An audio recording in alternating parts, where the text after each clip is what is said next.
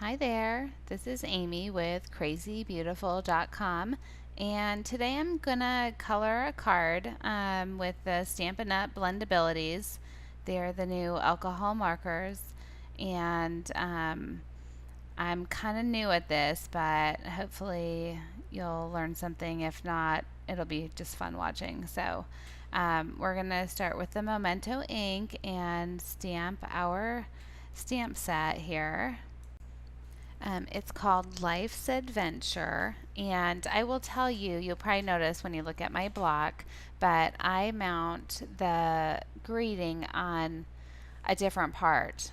I just basically cut apart the stamp set so that I can put the greeting on the side. So in this case, I stamped it significantly lower than it would have come on the set, on the stamp. So we stamped that with our Memento ink, and I'm going to start with the Old Olive. And I just like to use my grid paper to line it up. So I'm kind of just drawing the baseline, and the background I think is the hardest to color because you're really just laying on the ink. In this case, I'm sort of giving my this is called the horizon line in when you're doing like a rendering or drawing. I'm going to just zoom in so you can just see what I'm doing a little bit more. So I like to just put the color on and then use the lighter markers to blend it. So I've started with the dark, then I added the medium. Sorry, I'm kind of catching up. Um, I'm just talking too much. And then I'm going to come back with the light and blend. And then I'm looking for the right marker here for this. A lot of times you want to leave the ink wet. So when you color it and it's still wet, you can blend it a little bit more easily. So I'm starting with the lighter, but as you can imagine, that's kind of drying. So the challenge when you're doing a large area like this is to either do a small area and blend it as you go, or just keep adding layers that and then just blending as much as you can. So I'm doing it overall with the Coastal Cabana light. All the Stampin' Up Blendabilities come in a light, a medium, and a dark. And I almost always cover the whole surface with light, and then I come back and do maybe the dark because that allows me then to come back and blend a little bit with the medium. So I'm doing the medium, and it's really about just adding color and blending it. So you can see I added a little bit of the dark, and then you kind of pull it down and blend it, and then I come back with the light. Oh, there's the dark. Add a little bit here and there to spread around with the other lighter colors. So the Coastal Cabana is really my go-to color. I used it a lot, and I've already bought a second set of markers, and that's okay because you know, they're really inexpensive, so they're not really guaranteed to last your entire lifetime. So I'm gonna just keep coloring. I'm adding all of the Coastal Cabana first, and it's okay to leave some white.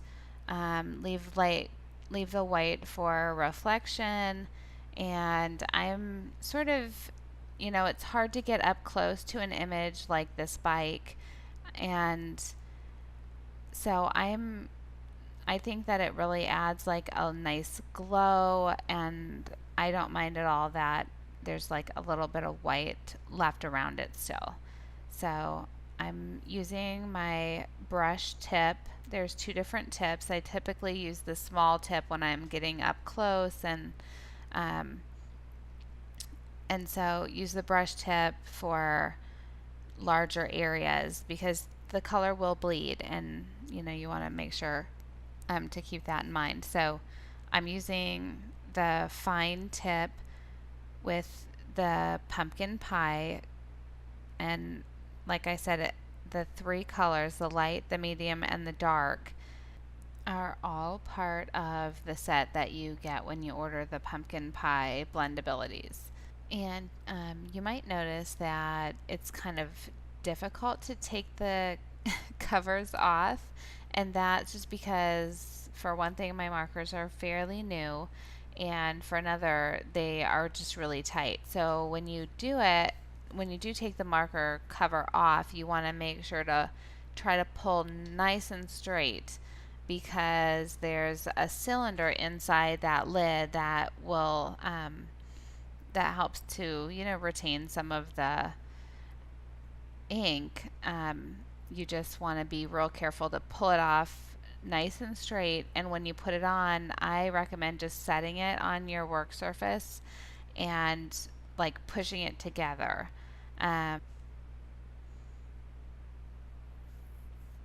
So I'm just going to finish coloring here, and as you can see, I've kind of come back with the light and I'm just blending. So whether the ink was wet or not, you can really just kind of keep adding layers and blending, and the more layers you add, the more depth of color it will add. So even the light will start becoming darker and darker if you are adding more layers of it. So keep coloring, just keep coloring.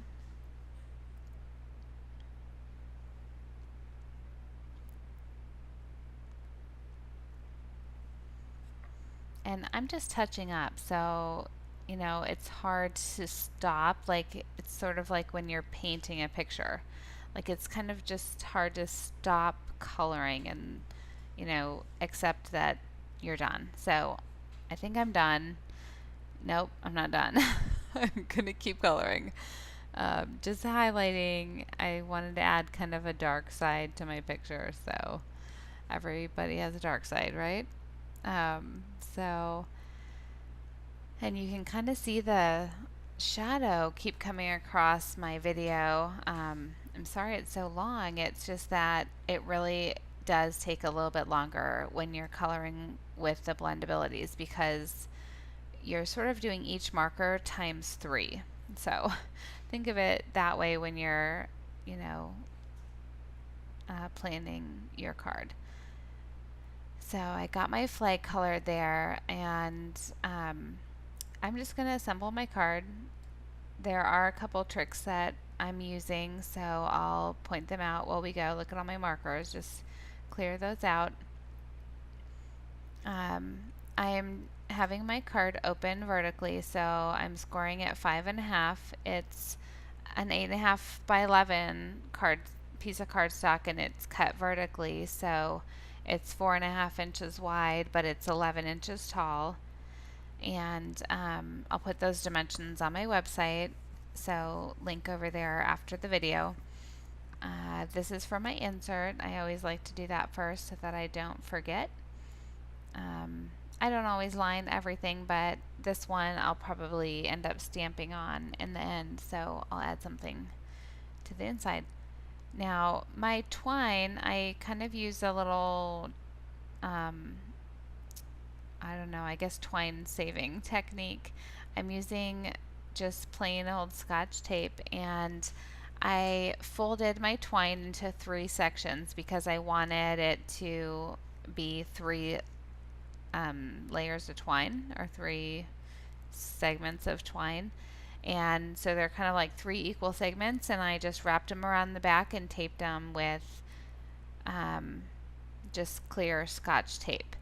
Now, I embossed this already, and this pattern is really dense, so it tends to wrinkle or curve the piece. So I always use a glue stick. Like, a glue stick just really covers the whole thing and glues the entire surface down, so I really don't have any warping or like bulging of any kind.